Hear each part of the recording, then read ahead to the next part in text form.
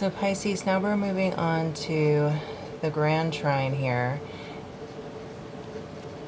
So the Grand Trine here is creating this channel, this reservoir of healing energy happening within the water signs for you Pisces. And Pisces, the water signs rule over your first, your ninth, and your fifth house. The first house ruling your ascendant here, Pisces, and then the ninth house is ruled by Scorpio, and the Ketu is there, the south node. And then the other part of the trine is ruled by Cancer, which is ruling over your fifth house, and the Sun and Mercury are conjunct there. So here, Pisces, Neptune retrograde, unconsciously, now you can clearly embody and see what your past life has brought to you. So here with Ketu and Scorpio in the ninth house, this is right side of the brain wisdom. This is instinctual, primitive wisdom dropped from down high. This is occult philosophy to the fullest here, full spectrum. And this is religion, culture. This is higher knowledge. This is spiritual knowledge. And this also entails a diversity of philosophy, of wisdom gained from down or from on high, presented down here for you to use at your fingertips.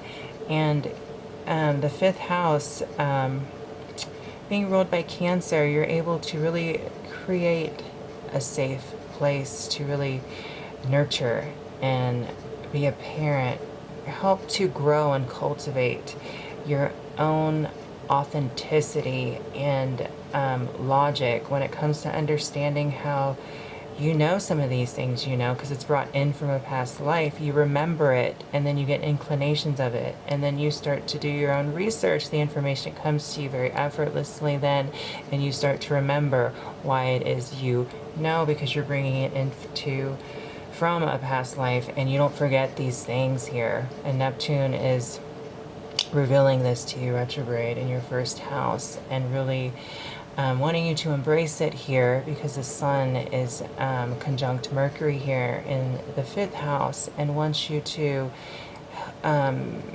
let it individualize you. You're going to get healing from it, and it will become a part of your persona, your vibe, what you embody and what you bring with your aura and your energy, and it will help you connect with like minds and somewhat find your place in the collective here. And also with Mercury conjunct the Sun, this is you really owning this energy, owning this knowledge that has been brought from the past, and understanding the details now of it with Mercury, and analyzing it, compartmentalizing it, and storing it. So this information can be used to individuate yourself, express yourself, create confidence within what you know and your ability and skill, so forth and so on. So that's what I'm getting from the Grand Trine. And then we have the T-square here, which is regarding Saturn retrograde, 24 degrees, integrating the work of Saturn, how he's been moving through your 12th house in the sign of Aquarius here. And it involves the nodes, the south and the north, the south being in your ninth house Scorpio, and the north being in your third house of Taurus, conjunct Uranus. So you're definitely, because Saturn retrograde is in your 12th house, is the collective house of the unconscious pool of souls here, karmic, how you are connected through the conscious, and how your need to provide some sort of service back. And because Aquarius is here, your service is definitely one that innovates, one that creates change, and ultimately liberates the collective. So with Saturn, he's just helping you to structure this so that it's effective here and long lasting, and creates a 3D practical way it can be implemented so that it can work for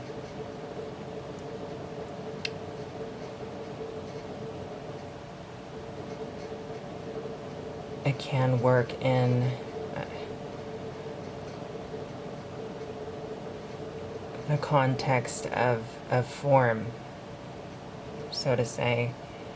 And because the North Node here is in your third house, conjunct Uranus in the sign of Taurus, you're really helping to liberate and shake up how a community understands what value really means. So really wanting to diversify and liberate the community in a sense, to bring in some sort of new way of spiritually connecting and how to embrace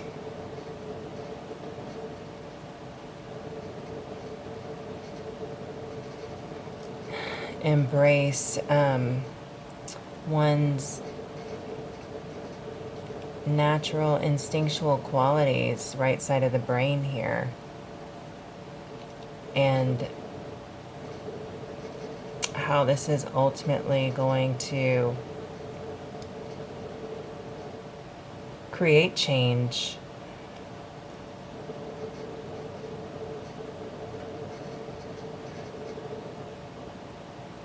within community. And it's going to be a tense energy because it's a T-square, but the release point is over in Leo in the 6th house, which signifies to create a structure around your own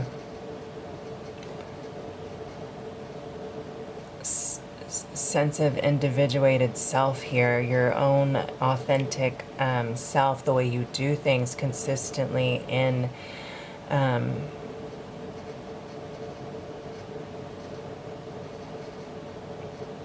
your everyday life here. And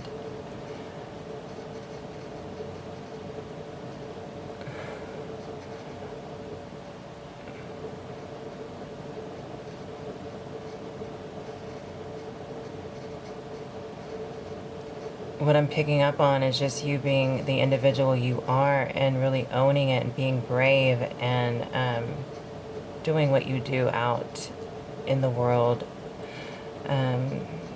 You know, some sort of selfless service that you give back in a way through the work you do. 6th house, and also in regards to routine, in regards to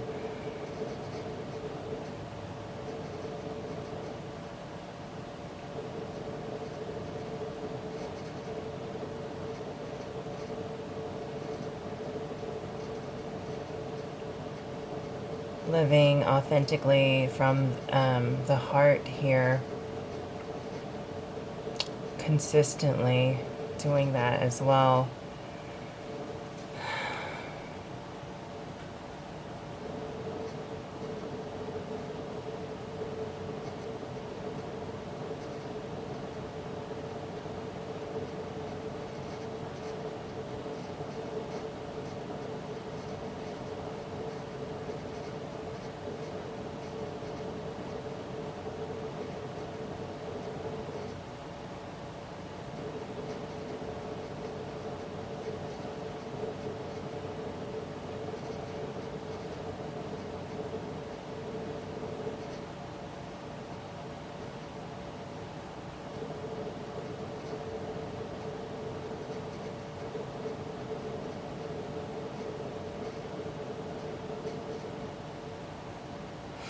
So what I'm getting is just having the exposure understanding now where your place is, what you need to do regarding the collective unconscious, the minds of the collective, how to have that kind of subconsciously, not necessarily just wishful thinking, but really developing, some structure regarding your connection, your place within the universal context of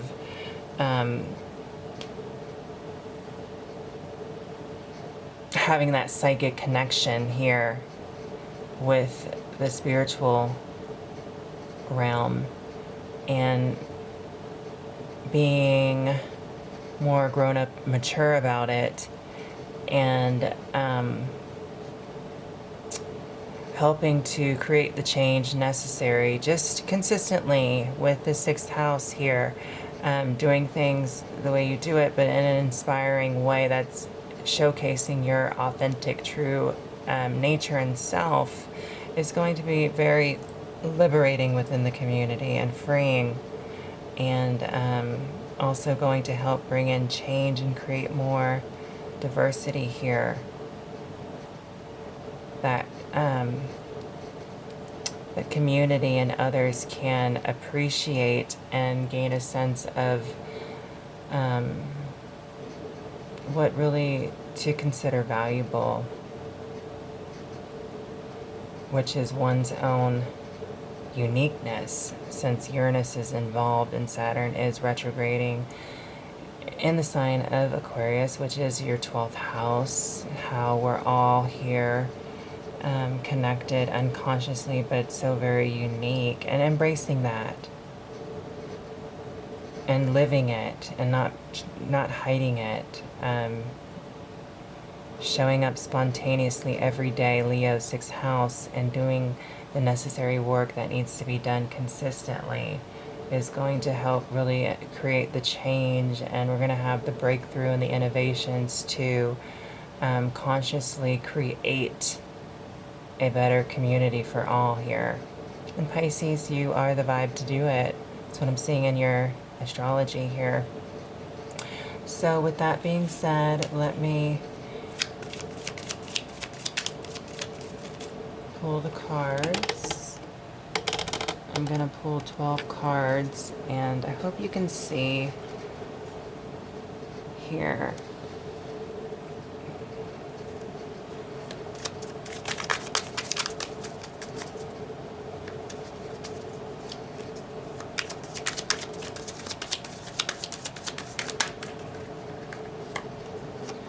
So the first card up is the Magician in reverse. And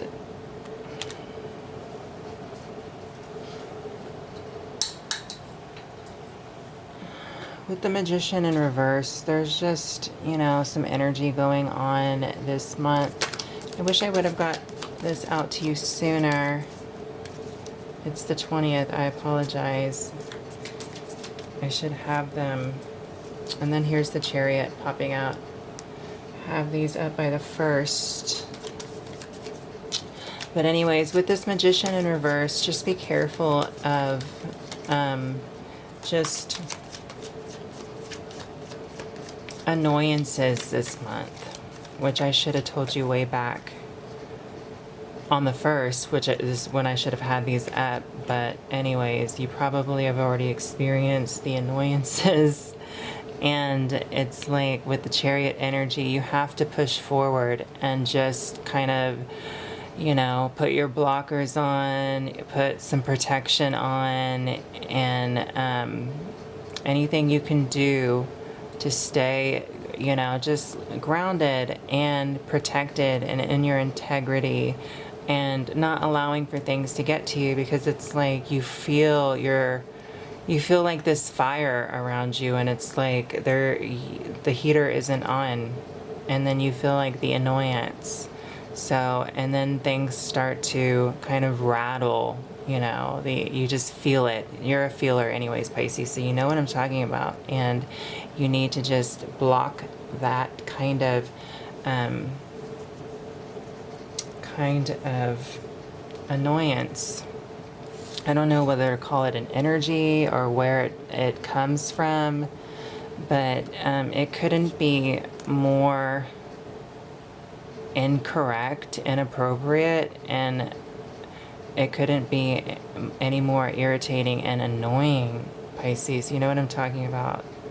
It's like you're from the spiritual realm, so why is it that out of the majority of the signs for you, Pisces, you know, you're from the realm of spirit and all of that.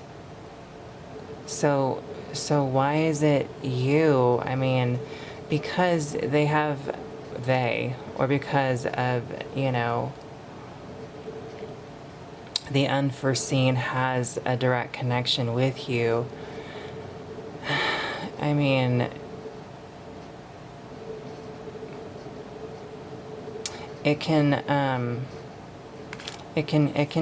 turn into this as well.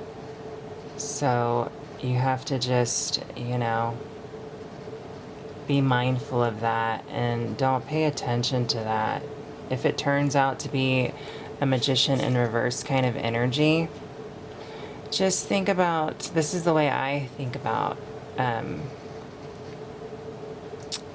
this kind of energy when it presents itself. And it could present itself in the environment, within people, within the way you feel, within electronics, within just your overall mood, emotions, vibe, etc., etc., etc., so forth and so on.